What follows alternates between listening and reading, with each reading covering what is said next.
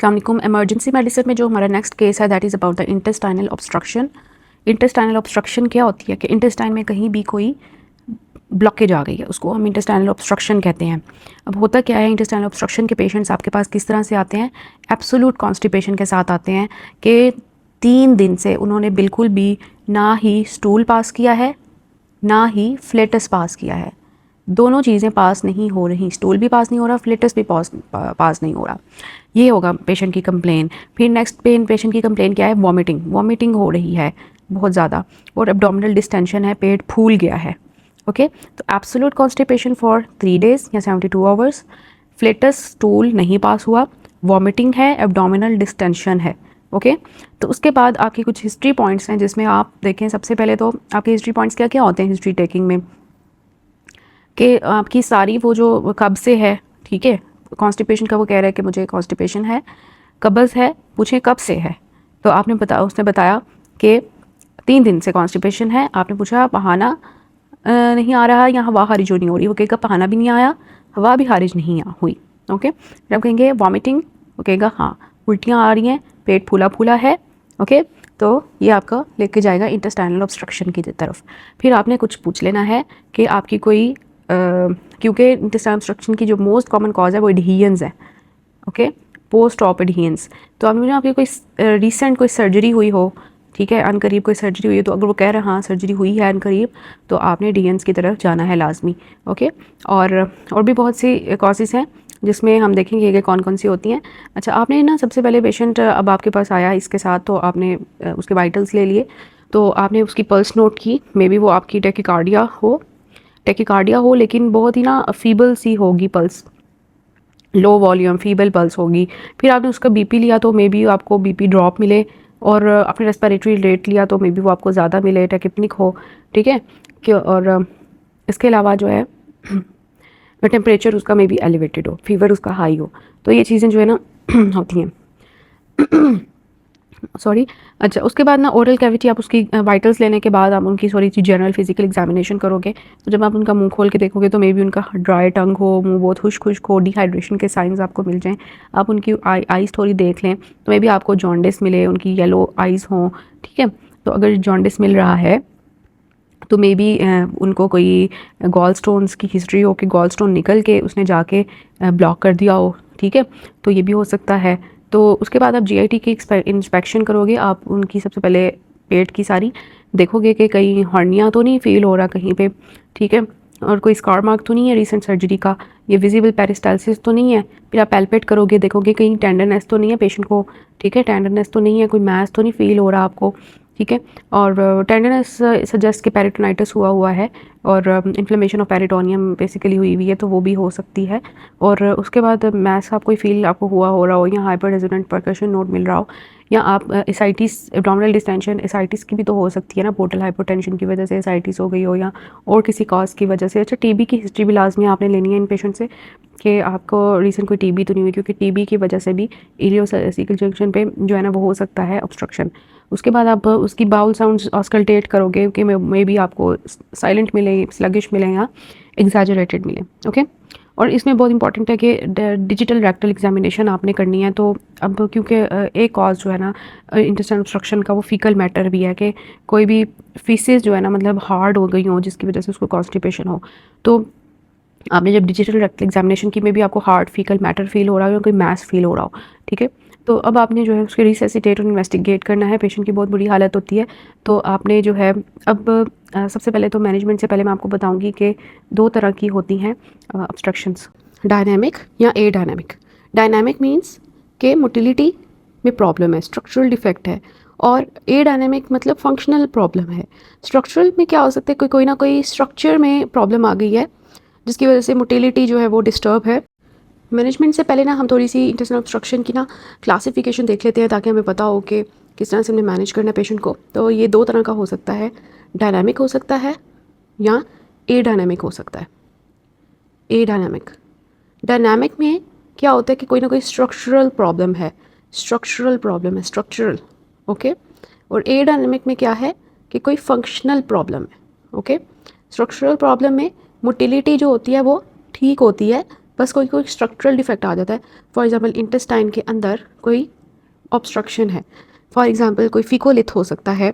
फिकोलिथ मतलब कोई फीसिस का पार्ट है, वर्म्स हो सकते हैं, ट्यूमर हो सकता है, डिहीयंस हो सकती हैं, वॉल्वुलस हो सकता है, बैंड हो सकता है, हर्निया, टीबी। तो ये सारे स्ट्रक्चरल हैं। ऑब्वियसली इस चीज़ को रिमूव करने के लिए जो मैंने अभी आपको कॉजेज़ बताए हैं, हमें सर्जरी करनी पड़ेगी। तो हम इन केसेस में जो होती हैं स्ट्रक्चरल प्रॉब्लम या डायनामिक प्रॉब्लम्स, उसमें हम क्या करते हैं, एक्सप्लोरेटिव लेप्रोटमी करते हैं। तो ये सर्जरी का केस आ जाता है, इसको हमने सर्जरी जो होती है वार्ड, वहाँ पे पेशेंट को रेफ़र कर देना है। लेकिन अगर कोई फंक्शनल प्रॉब्लम है, मतलब कोई स्ट्रक्चरल प्रॉब्लम नहीं है, मोटिलिटी में प्रॉब्लम है कि जो इंटेस्टाइन है उसमें कोई ऑब्स्ट्रक्शन नहीं आई हुई, जस्ट वॉल्स जो है वो पेरिस्टाल्सिस नहीं कर रहे, तो दिस इज़ एक्चुअली एडायनेमिक और functional. For example hypokalemia, potassium कम हो गया, पैरालिटिक आइलियस हो सकता है, सेप्सिस हो सकती है, जनरलाइज्ड पेरिटोनाइटिस हो सकता है, यूरीमिया हो सकता है, और पोस्ट ऑप पेशेंट हो सकता है। इसको हम कंजर्वेटिवली मैनेज करेंगे, इसमें हमें सर्जरी की ज़रूरत नहीं है। तो यही हम मैनेजमेंट में देखेंगे कि अगर मैकेनिकल ऑब्स्ट्रक्शन है तो हमने सर्जरी करनी है, अगर फंक्शनल ऑब्स्ट्रक्शन है तो फिर हमें मेडिकल ट्रीटमेंट जो है वो कंजर्वेटिव ट्रीटमेंट की तरफ जाना है। ओके, तो कंजर्वेटिव ट्रीटमेंट में हमने जैसे कहा, पेशेंट की लो वॉल्यूम फीबल पल्स होगी, बीपी उसका 90/60 हो सकता है। पेरिटोनाइटिस या सेप्सिस के केस में पेशेंट को फीवर भी हो सकता है। ओके, तो उसका एक्सिलरी टेम्परेचर जो है वो राइज होगा, और टैकीकार्डिया हो सकता है पेशेंट को। ओके, गट परफोरेशन के केस में पेरिटोनाइटिस या सेप्सिस हो सकती है। और परफोरेशन, इंटेस्टाइनल परफोरेशन को हम केस को ऑलरेडी डिस्कस कर चुके हैं। तो इस केस में हमें क्या करना पड़ता है, हमें पेशेंट की कंजर्वेटिव जो है मैनेजमेंट करनी पड़ती है। अब होता क्या है कि हाइपोवोलीमिया अगर फॉर एग्जांपल है पेशेंट को, तो पेशेंट AKI में जा सकता है, एक्यूट किडनी इंजरी में, जिसमें फिर रेस्पिरेटरी डिस्ट्रेस हो सकता है पेशेंट को, हमें वाइटल्स में मिलेगा। और अगर पेशेंट को फॉर एग्जांपल आइज़ हमने देखी जॉन्डिस्ड हैं, येलो हुई हुई है, और उसको फ्लैपिंग ट्रेमर्स हैं, और तो हमने सोचना है कि मे बी उसको हेपेटिक इनकैफ और पेशेंट इसमें ऑल्टर्ड मेंटल स्टेटस में भी हो सकता है। गॉल स्टोन्स का हमने डिस्कस किया कि गॉल स्टोन्स जो हैं वो मोस्टली अगर निकल के इलियोसेक्शन जंक्शन पे जाके ऑब्स्ट्रक्शन कर सकते हैं, तो उसमें भी हमें जॉन्डिस मिल सकता है। ओके, तो अगर हम पेशेंट्स की चेस्ट एग्जामिनेशन करें तो हमें अनरिमार्केबल मिलेगी अगर इंटेस्टाइनल ऑब्स्ट्रक्शन का केस है। फिर हमने पेशेंट की रेडिएशन एक्सपोजर की हिस्ट्री लेनी होती है, TB की, क्रोहन्स की हिस्ट्री लेनी होती है। अगर आपको पेशेंट की एब्डोमिनल डिस्टेंशन मिल रही है और आपको फ्लूइड थ्रिल पॉजिटिव मिल रही है, शिफ्टिंग डलनेस मिल रही है, और पेट पे आपको कुछ वेन्स सुपरफिशियल मिल रही हैं, एसाइटिस मिल रही है, मतलब एसाइटिस के साइंस ही ना फ्लूइड थ्रिल और शिफ्टिंग डलनेस, तो आपने सोचना है कि एसाइटिस है ये एब्डोमिनल डिस्टेंशन, एसाइटिस की वजह से ये पेट में पानी है। ठीक है, तो एसाइटिस के फिर आगे से कॉजेज सोचने हैं कि मे बी उसको क्रॉनिक लिवर डिजीज़ हो, मे बी हार्ट फेलियर की वजह से एसाइटिस हो गया हो, मे बी उसको TB की वजह से एसाइटिस हो गया हो, तो ये सारे मेडिकल कॉजेज़ हैं। ओके, और अगर आपको अपने एब्डोमिनल एग्जामिनेशन की, तो अगर तो सिंपली ऑब्स्ट्रक्शन है ना इंटेस्टाइन की, तो और एब्डोमिन आपको टेंडर नहीं मिलेगा, हाथ लगाने से पेशेंट को पेन नहीं होगी। लेकिन अगर पेशेंट के पेट में पेरिटोनाइटिस है, इन्फ्लेमेशन हुई हुई है पेरिटोरियम की, तो आप पेशेंट के पेट पे हाथ रखेंगे तो वो चीखेगा, दिस इज़ टेंडरनेस। तो उसी वक्त आपने पेशेंट का पेट खोलना है, एक्सप्लोरेटिव नेफ्रोटमी करनी है। अब बाउल साउंड्स की अगर हम बात करें, तो बाउल साउंड्स की के ये क्या हो सकती हैं, नॉर्मल जो बाउल साउंड्स होती हैं वो 4 to 6 होती हैं नॉर्मल। लेकिन अगर 4 से कम है बाउल साउंड्स, तो आपने सोचना है कि ये इंटेस्टाइन जो है ना ये मूव नहीं कर रही, रुकी हुई है, इसलिए बाउल साउंड्स नहीं है ना। तो उसकी फिर हमने सोचना है कि मे बी हाइपोकैलेमिया हो, मे बी पैंक्रेटाइटिस या पेरिटोनाइटिस की वजह से या सेप्सिस की वजह से बाउल साउंड्स जो हैं वो कम हो गई हों, तो ये आपने सोचना है। और मोस्टली ये जो होते हैं ना हार्ट फीकल मैटर, ये हमें तब मिलेगा जब पेशेंट्स बेड रिटर्न हो ना, तो फिर उनके हार्ट फीकल मैटर हो गया होता है। तो अब हमने ये सारी चीज़ें देख ली, हमने वाइटल्स ले लिए पेशेंट की, हर्नियल ऑरिफिसेस देख लिए, हर्निया को रूल आउट कर लिया, scar mark, visible peristalsis, tenderness. तो अब हमने जाना है मैनेजमेंट की तरफ। ओके, तो आपने क्या करना है, पेशेंट की सबसे पहले तो पेशेंट का जो BP ड्रॉप हुआ हुआ है, पल्स ज़्यादा हुई हुई है, तो उसका बहुत ज़्यादा वो डिहाइड्रेटेड है, उसकी ड्राई टंग हुई हुई है, तो आपने क्योंकि इसमें ना बहुत ज़्यादा इंटेस्टाइनल ऑब्स्ट्रक्शन में ना, अगर हम इस टॉपिक के डिटेल में तो नहीं जाऊंगी, लेकिन इंटेस्टाइन जहाँ पे ऑब्स्ट्रक्शन होगी ना, उसके पीछे वाला जो इंटेस्टाइन होगा ना, वहाँ पर सारा जमा होने लग जाएगा जो डिस्टेंशन करवाएगा, और इसके आगे वाला जो हिस्सा होगा जिसमें कुछ भी नहीं जा रहा, वो बिल्कुल ही पतला सुकड़ जाएगा। ओके, बिल्कुल पतला सुकड़ जाएगा, तो इसमें ना बहुत ज़्यादा फ्लूइड लॉस हो जाता है, जिसकी वजह से पेशेंट जो है ना वो डिहाइड्रेटेड हो जाता है, एब्जॉर्ब हो जाती हैं सारी चीज़ें, तो डिहाइड्रेटेड हो जाता है पेशेंट बहुत ज़्यादा। तो हमने पेशेंट की जो है वो जल्दी से दोनों जो है ना साइड्स पे 2 आईवी लाइंस पास करनी है वाइड बोर।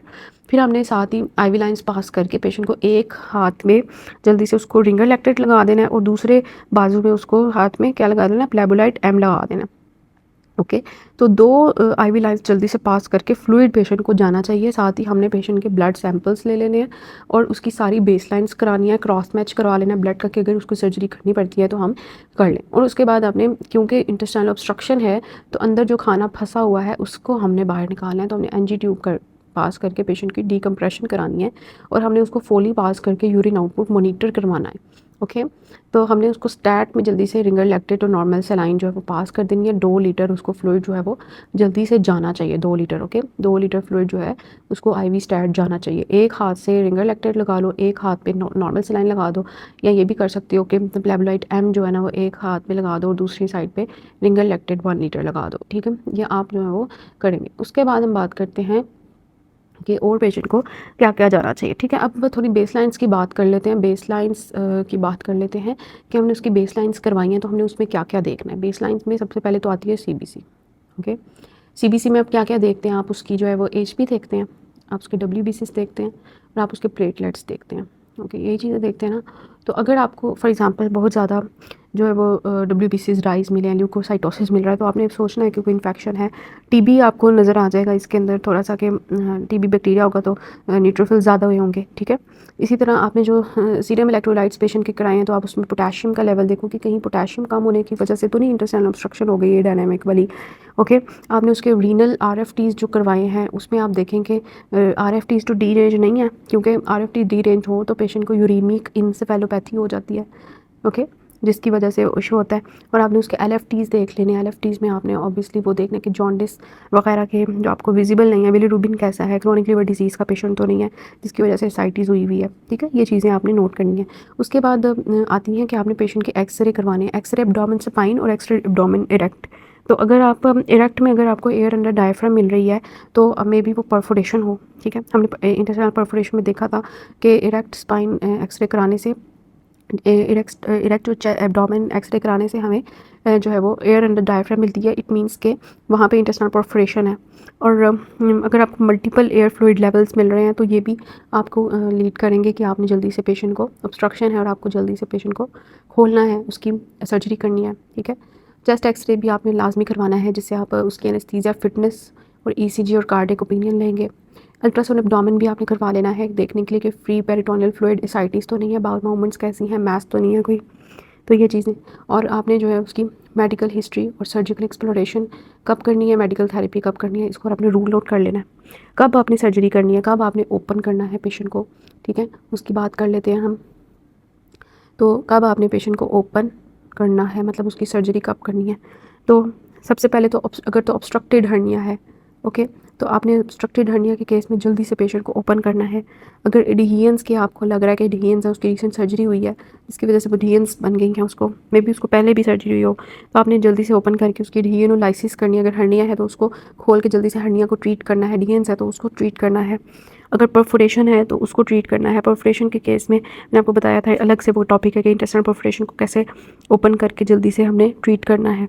ठीक है, कि मतलब वो जो सुराख है उसको बंद कर देंगे ना। ठीक है, तो ये चीज़। और तो ये जो है ना, अगर पेशेंट के सीरम इलेक्ट्रोलाइट्स, मतलब ये सारी चीज़ें ठीक है, लेकिन सीरम इलेक्ट्रोलाइट्स में आपको पोटेशियम कम मिला है तो आपने पोटेशियम को मैनेज करना है। तो इस तरह से जो है ना आप डिसाइड करते हैं कि आपने सर्जरी करनी है या आपने पेशेंट की कंजर्वेटिव मेडिकल मैनेजमेंट में जाना है। तो अब हमने ये सारी, मैंने आपको बता दी इन्वेस्टिगेशंस कौन कौन सी करानी है। तो फ्लूइड्स तो पेशेंट को चले गए थे, साथ में अगर पेशेंट को फीवर है तो आपने इंजेक्शन प्रोवास लगा देना 1 ग्राम IV स्टैट। ओके, और आपने सेफ्ट्राइक्सोन 1 ग्राम IV स्टैट लगा देना है और साथ में injection Flagyl 500 milligram IV stat लगा देना है, injection omega 40 milligram IV stat.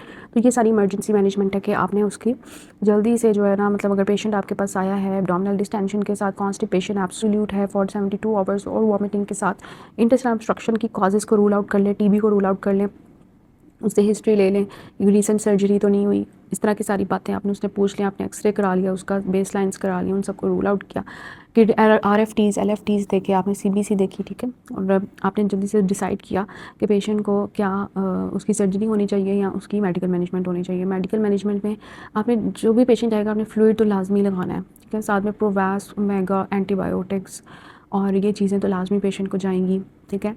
और साथ में आपने उसकी अल्ट्रासाउंड, एक्सरे, ये सारा कुछ, चेस्ट एक्सरे, ये सारा कुछ आपने करा लेना है। तो ये हमने देख लिया कि what are the functional causes of gut obstruction of hypokalaemia, sepsis, uraemia and drugs, for example calcium channel blockers, opioids की हिस्ट्री, ठीक है। तो ये हमारा जो है वो आ जाता है। अच्छा, उसके बाद ना आपने ना पेशेंट की यूरिन आउटपुट जो मॉनिटर करना है उसके ऊपर मैं आपको बता देती हूँ कि यूरिन आउटपुट आपने कैसे मॉनिटर करना है। तो आपने फॉली पास की है ना पेशेंट को, जो मैंने आपको बताई है कि फॉली पास करनी है पेशेंट को, ठीक है। पास फॉलीज यूरिन आउटपुट मॉनिटरिंग, इसका थोड़ा सा बताती हूँ, ठीक है। फॉली जो आपने पास करनी है तो आपने क्या देखना है कि पेशेंट का यूरिन आउटपुट जो है वो कितना होना चाहिए, 0.5 मिलीग्राम्स पर केजी पर आवर होना चाहिए। कि फॉर एग्जांपल अगर एक पेशेंट 75 केजी का है तो उसका आप मल्टीप्लाई करेंगे 0.5 से तो वो आ जाएगा 35 ml। तो 35 ml पर आवर उसका जो है ना यूरिन आउटपुट होना चाहिए। फिर अगर आपने उसके 24 घंटे में लेना है तो 35 को 24 से मल्टीप्लाई करेंगे तो फिर आपके पास 24 घंटे का भी आ जाएगा। तो आपने यूरिन आउटपुट इस तरह से मॉनिटर करना है कि अगर यूरिन आउटपुट ड्रॉप है तो फिर आपने ऑब्वियसली सोचना है कि उसका कोई फ्लूइड इम्बैलेंस हुआ हुआ है, डिहाइड्रेटेड है पेशेंट, ठीक है। तो ये चीज़ अब हमने देखना है कि हमने पेशेंट को पोटेशियम कैसे मैनेज करना है। अगर पोटेशियम का मसला आ गया कि हाइपोकैलेमिया की वजह से एडायनेमिक ऑब्स्ट्रक्शन है तो फिर हमने किस तरह से लेके चलना है पेशेंट को, ओके। तो पोटेशियम के लिए जो है फार्मूला होता है, फार्मूला पोटेशियम डेफिसिट कि नॉर्मल सीरम पोटेशियम कितना होता है 3.5 से 5.5, अगर हम एवरेज लें तो 44.5 है। उसको माइनस करना है जो उसका असल में अभी आया है पोटेशियम, ओके, और उसको मल्टीप्लाई कर देना है 0.4 और बॉडी वेट से। तो ये इसका जो है फॉर्मूला होता है। अब देखें अगर फॉर एग्जांपल पेशेंट का ना 2.5 आया है पोटेशियम लेवल तो हम क्या करेंगे 4.5 जो नॉर्मल होता है उसको माइनस करेंगे 2.5 और मल्टीप्लाई कर देंगे 0.4 और 80 से, जो उसका फॉर एग्जांपल 80 केजी वेट है पेशेंट का, ठीक है। तो वो आंसर आ जाएगा 64। रिप्लेसमेंट हम कितनी करेंगे, हम डेफिसिट को प्लस करेंगे डेली रिक्वायरमेंट। डेली रिक्वायरमेंट कितनी होती है 40 to 60, तो हम 64 को प्लस करेंगे 40, ठीक है। तो हमारा आंसर आ जाएगा 100। तो अब हमें कितनी चाहिए रिप्लेसमेंट पोटेशियम की, अगर पोटेशियम लेवल उसका 2.5 आया है और होना 4.5 चाहिए तो हमें रिप्लेसमेंट कितनी चाहिए 100 चाहिए। तो एक जो पोटेशियम का एम्प्यूल आता है ना वो 1 एम्प्यूल 20 का होता है, ठीक है।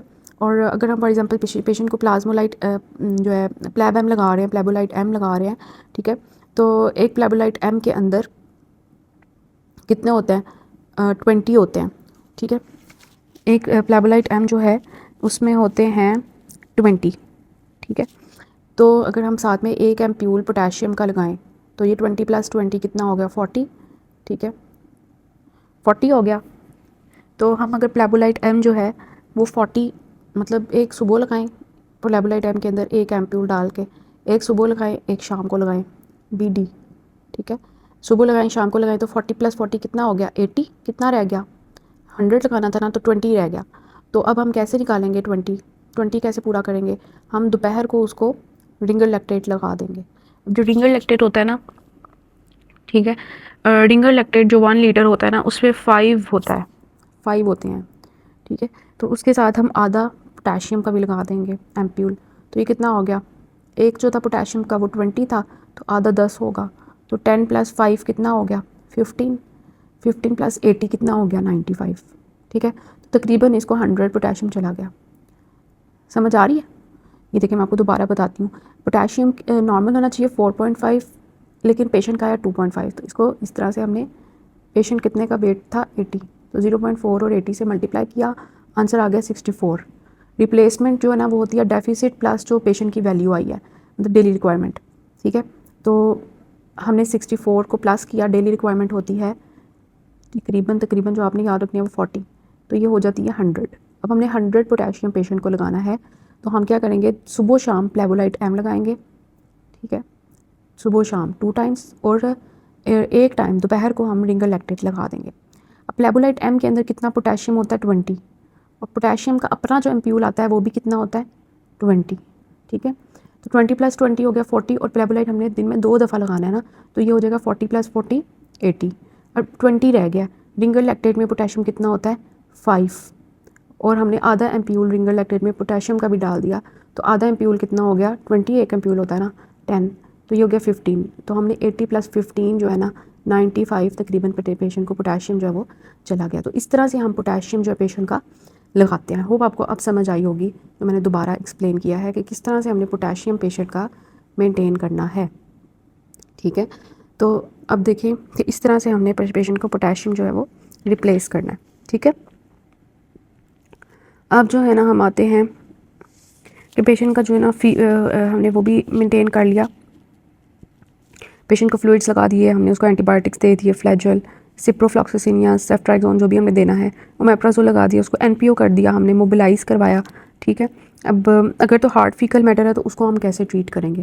पोटेशियम का हमने बात कर लिया कि पोटेशियम जो है ना उसको हमने हाइपोक्रीमिया को कैसे मैनेज किया। ठीक है, अगर तो पेशेंट की वजह जो थी ना वो ये थी कि उसको हार्ट फीकल मैटर मिल गया, हमें फॉर एग्जांपल हमने डिजिटल रेक्टल एग्जामिनेशन की और हमें उसमें हार्ट फीकल मैटर मिल गया रेक्टम के अंदर, तो अब हम क्या करेंगे, हम पेशेंट की ग्लिसरीन सपोजिटरीज जो है ना वो रखवा देंगे। ठीक है, और उससे उसका जो है वो ट्रीट हो जाएगा। ठीक है, ग्लिसरीन सपोजिटरीज से उसका ट्रीट हो जाएगा। लेकिन अगर जो हार्ट फीकल मैटर है वो रेक्टम से ऊपर है, सिग्मोइड कोलॉन के अंदर है फॉर एग्जांपल, या असेंडिंग कोलॉन में है, तो फिर हम पेशेंट की एनीमा कराते हैं। ओके, तो अब इसके ऊपर मैं थोड़ा सा डिटेल आपको बताऊंगी कि हमने किस तरह से इंटेस्टाइनल ऑब्स्ट्रक्शन का केस करना है। ठीक है, अगर एक पेशेंट आपके पास आया for example absolute constipation for 72 hours, तो सबसे पहले आपने देखा उसके वाइटल्स लिए, आपने उसके एब्डोमेन को हाथ लगाया, अगर तो आपको सॉफ्ट मिल रहा है, बाउल साउंड्स ठीक मिल रहे हैं, लेकिन आपने डिजिटल रेक्टल एग्जामिनेशन की और आपको हार्ट फीकल मैटर मिला है, तो आपने 2 ग्लिसरीन सपोजिटरीज रखनी है पर डायरेक्टली सुबह दोपहर शाम, ताकि उसकी मैनुअल इवैक्यूएशन जो है वो हो जाए। फिर आपने उसका एक्सरे कराना है और देखना है डिसेंडिंग कोलॉन में तो नहीं कोई फीकस लिथ पड़ा हुआ। ठीक है, अगर तो उसका डिसेंडिंग कोलॉन में भी है तो वो तो ग्लिसरीन सपोजिटरी से बाहर नहीं आएगा, उसके लिए आपको क्लीन एनीमा करना पड़ेगा पर डायरेक्टली। ठीक है, तो इस तरह से। लेकिन अगर पेशेंट की एब्डोमेन जो था वो सॉफ्ट नहीं है, वो टेंडर है, तो आपने सोचना है उसको पेरिटोनाइटिस है, टेंस है अगर एब्डोमेन, तो आपने पेरिटोनाइटिस सोचना है या पेंडिसाइटिस, या आपने सोचना है कि उसकी जो है ना इन्फ्लेमेशन हुई है पेरिटोनियम में, तो उसमें आपने ना अनीमा देना है, क्योंकि अनीमा अगर आप उस पेशेंट को दे दोगे ना जिसका टेंडर टेंस एब्डोमेन है तो उसकी परफोरेशन हो सकती है, आपने डायरेक्ट सर्जरी की तरफ जाना है। ठीक है, आपने जो डायरेक्ट सर्जरी की तरफ जाना है। लेकिन अगर तीसरा केस ये है कि अगर एब्डोमेन सॉफ्ट, एब्डोमेन ठीक है, ठीक है, आपने डिजिटल रेक्टल एग्जामिनेशन किया, आपको कोई हार्ट फीकल मैटर नहीं मिला, आपने एक्सरे किया, आपको कोई जो है स्टूल नहीं मिल रहा, तो बाउल साउंड्स जो है वो भी मतलब लेकिन बाउल साउंड्स नहीं आ रही, पेरिटोनाइटिस नहीं है, तो फिर आपने सोचना है कि सीरम इलेक्ट्रोलाइट्स देखने हैं। आपने सीरम इलेक्ट्रोलाइट्स में पोटेशियम अगर कम आ रहा है तो आपने उसको रिप्लेस करना है। ये मैं आपको सारा चीज़ें बता रही हूँ। ठीक है, पोटेशियम रिप्लेस करने के बाद आपने उसको 48 आवर्स के बाद रीअसेस करना है। लेकिन अगर आपको हर्निया फील हुआ है, हर्निया के केस में आपने एक्सप्लोरेटिव लेप्रोटमी करनी है। ठीक है, और अगर पेशेंट की सर्जरी हुई है तो उसको आपने जल्दी से जो है ना अर्ली मोबिलाइज कराना है, उसकी प्रॉपअप करना है, उसको ऑक्सीजन प्रोवाइड करनी है, उसके रेस्पिरेटरी डिस्ट्रेस मेंटेन करना है, उसको मेप्रोजोल प्रोवैस वगैरह देना है, एंटीबायोटिक्स देने हैं, उसको 5 दिन एडमिट रखना है, उसकी प्री ऑप असेसमेंट करनी है। ठीक है, उसको ड्रेन डालना है, उसको उसके वाइटल्स असेस करने हैं, उसको एंटीबायोटिक्स प्रॉपर देनी है, सिप्रो, फ्लैजल या सेफ्ट्राइक्सोन। ठीक है, सिप्रो की जगह आप सेफ्ट्राइक्सोन भी ले सकते हो, साथ में अपनी फ्लैजल लाजमी देनी है।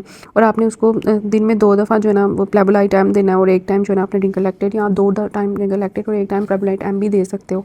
ठीक है, उसके बाद आपने देखना जब पेशेंट की सर्जरी हो गई है, जो भी कॉज थी हमने उसको एलिमिनेट कर दिया, उसके बाद अगर पेशेंट ने स्टूल पास कर लिया, फ्लेटस पास कर लिया है, फिर आप उसकी एनजी रिमूव कर दोगे। अगर पेशेंट का जो ड्रेन आपने डाली हुई थी सर्जरी के बाद, अगर उसमें 50 ml से कम ब्लड है तो आपने जो है वो उसको रिमूव कर देना है। अगर पेशेंट का जो फोली आपने पास की हुई थी उसका यूरिन आउटपुट सही हो गया, ठीक है, जो आपको पहले पहले बताया था कि कितना यूरिन आउटपुट होना चाहिए, अगर वो ठीक हो गया तो आपने फोली भी रिमूव कर देनी है। फिर आपने उसको पेशेंट को ओरल सिप सादा पानी शुरू कराना है। ठीक है, एवरी 2 to 3 आवर्स। फिर उसको पानी के बाद उसको जूस की तरफ लेके जाना है, मिल्क शेक या कोई भी पानी की चीज़। ठीक है, 3 से 4 दिन पे आपने पेशेंट को खिचड़ी, साबूदाना, दलिया शुरू कराना है, और 5वें छठे दिन रोटी भिगो कर खिलानी है। ठीक है, सालन के अंदर। और फिर ऐसा ऐसा 5th डे पे आपने उसको डिस्चार्ज कर देना है, और अगर उसको स्टिचेस लगे हुए हैं तो आपने 5th से 7th डे उसके स्टिचेस रिमूव कर देने हैं। तो ये इस तरह से जो है ना आपने कहानी मैंने आपको पूरी बता दी है कि किस तरह से आपने लेके चलना है। आई होप आपको समझ आई होगी। देखिए अब यहाँ पे केस है पेशेंट का, एक हम एग्जांपल डिस्कस कर लेते हैं कि पेशेंट की प्रेजेंटिंग कंप्लेंट है कि आया मरीज़ कि उसको 4 दिन से पाना नहीं आया, ना स्टूल आया है, ना फ्लेटस आया, और उसको 2 दफ़ा वॉमिटिंग भी हुई है, और बहुत वॉमिटिंग 2 दिन उसको हो रही है, मल्टीपल एपिसोड्स हैं। ठीक है, ग्रीनिश वॉमिटिंग है। तो आपने उसका एब्डोमेन देखा तो एग्जामिनेशन पे पहले पॉजिटिव था, और उसका डिस्टेंडेड एब्डोमेन था, और बाउल साउंड्स एब्सेंट थे। तो आपने उसका जीसीएस देखा नॉर्मल था, और उसकी हार्ट साउंड्स ठीक थी। ठीक है, पेशेंट डायबिटिक भी नहीं है, हाइपरटेंसिव भी नहीं है, लेकिन उसका बीपी थोड़ा सा ड्रॉप है, टेम्परेचर ठीक है, पल्स थोड़ी राइज हुई है। ठीक है, उसके ब्लड शुगर लेवल्स ठीक है, और सैचुरेशन ऑक्सीजन की ठीक है। तो आपने जब पेशेंट को जो है ना क्या किया, investigate and resuscitate on the line of इस पेशेंट को हम इंटेस्टाइनल ऑब्स्ट्रक्शन की बेस पे जो है ना सारा करेंगे। हम उसको क्या करेंगे, हम उसको 2 IV बोर्ड लाइंस लगाएंगे, उसकी सारी बेस लाइंस पे जो आएंगे, serum electrolytes cross match LDH किसके लिए कि उसको कहीं शॉक में तो नहीं पेशेंट जा रहा। उसके बाद हम उसको रिंगल लैक्टेट लगाया 1 लीटर, नॉर्मल सलाइन साथ साथ दोनों देने हैं दोनों हाथों पे, उसको एंजी पास की, फोली पास की, उसको फ्लैजल 500 mg स्टैट में दी, ओमेगा दी, सेफ्ट्राइक्सोन जो है वो, या फिर आप सेफ्ट्राइक्सोन की जगह सिप्रोफ्लॉक्सासिन भी दे सकते हैं। सिप्रोफ्लॉक्सासिन जो है ना वो आपने 400 mg देनी है, और जो सेफ्ट्राइक्सोन है वो 1 ग्राम है, और जो फ्लैजल है वो 500 मिलीग्राम्स है, ठीक है। और प्रोवैस आपने 1 ग्राम IV स्टैट ये सारा दे दिया। उसका चेस्ट एक्सरे करवा लिया आपने, एक्सरे एब्डोमेन सुपाइन और इरेक्ट करवाना है, ECG कार्डिक ओपिनियन लेनी है, उसका अल्ट्रासाउंड एब्डोमेन कराना है, उसका डिजिटल रेक्टल एग्जामिनेशन लाजमी करना है, देखने के लिए कोई फीकल मैटर हार्ड तो नहीं है, उसको NPO कर देना है, उसका हाइपोक्लीमिया रूल आउट करना है, सेप्सिस, यूरीमिया और ड्यूडिनल और इंटेक, ठीक है। आपने इसमें ना हाइपोक्लीमिया में उसके सीरम पोटेशियम लेवल्स और जो है ना यूरीमिया सेप्सिस का कैसे पता चलेगा, पेशेंट को फीवर होगा, ल्यूकोसाइटोसिस मिलेगा CBC में, यूरीमिया RFTs बताएगा, ओके। तो अगर एक्सप्लोरेटिव फ्लेप्रोटमी हमने कब करनी है मैंने आपको बताया, और ये पेशेंट का अगर 2.4 पोटेशियम है तो पता चल गया, अच्छा इस वजह से पोटेशियम कम होने की वजह से उसको ये सारे साइंस आ रहे हैं, तो आपने पोटेशियम किस तरह से रिप्लेस करना है वो मैंने आपको बता दिया है, ठीक है। कि जैसे फॉर एग्जांपल इस पेशेंट का 2.4 आ रहा था, तो इस पेशेंट की जो वेट था वो 90 था, तो हमने क्या किया 4.5 माइनस 2.4 इंटू 0.4 इंटू 90 जो उसका वेट था, तो वो हमें आ गया 30, और नॉर्मल कितना हो जाए 50, तो 30 + 50 80। तो अब एक एम्प्यूल पोटेशियम का इतना होता है, तो हम कैसे मैनेज करेंगे पेशेंट को, हम उसको अगर 2 प्लेबोलाइट भी लगाते हैं ना और उसमें एक एक एम्प्यूल डाल देते हैं, तो एक प्लेबोलाइट में 20 होता है ना, तो 20 + 20 40, 20 + 20 40, तो 2 टाइम भी लगाएं तो 80 पूरा हो जाता है पेशेंट का, ठीक है। तो और साथ में जो हम रिंगल लैक्टेट भी लगा लें तो उससे भी पूरा हो जाएगा। रिंगल लैक्टेट, एक रिंगल लैक्टेट में 5 होता है, 5 मिली इक्विवेलेंट होता है पोटेशियम, ठीक है। तो इस तरह से जो है ना आप उसको मैनेज करेंगे। ओमेगा वही चीज़ें हैं कि हमने उसको मेगा देना है, मेप्राजोल, प्रोवैस, फ्लैजल, सेफ्ट्राइक्सोन की जगह आप सिर्फ फ्लॉक्सासिन भी दे सकते हैं, और मोबिलाइज और उसको जो है NG पास करनी है और ये सारा कुछ, ठीक है। और मैंने आपको ये भी बताया कि आपने किस तरह से अगर उसकी सर्जरी हुई है तो उसके बाद आपने कैसे पेशेंट की यूरिन आउटपुट मॉनिटर करना है, वाइटल्स मॉनिटर करना है, कब आपने उसकी NG रिमूव करनी है, कब आपने उसकी ब्रेन रिमूव करनी है, कब फोली रिमूव करनी है, कब आपने उसको जो है ना खाने पे किस तरह से स्टार्ट करवाना है और किस तरह से उसको खाना पीना स्टार्ट कराना है, पहले पानी खाली, फिर आहिस्ता आहिस्ता ड्रिंकिंग वाली चीज़ें, फिर आहिस्ता आहिस्ता रोटी भिगो के खानी है, और फिर उसको कब आपने छुट्टी देनी है, डिस्चार्ज करना है, और जो है ना कब आपने उसको उसके स्टिचेस रिमूव करना है। So this is about the topic intestinal obstruction, how we will diagnose, labs कैसे कराएंगे, किस तरह से मैनेज करें।